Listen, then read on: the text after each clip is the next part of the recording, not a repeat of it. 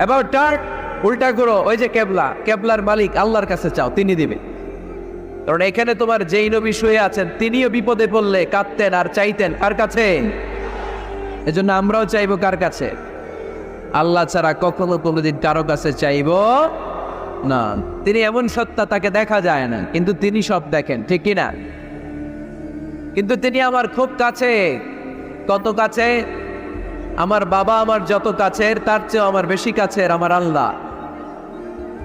আমার মা আমার যত কাছে আমার তার চাইতে বেশি কাছে কে?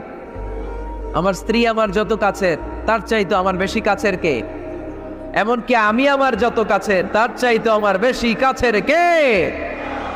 এজন্য রব্বুল আলামিন বলেন, وَإِذَا سَأَلَكَ عِبَادِي عَنِّي فَإِنِّي قَرِيبٌ أُجِيبُ دَعْوَةَ الدَّاعِ إِذَا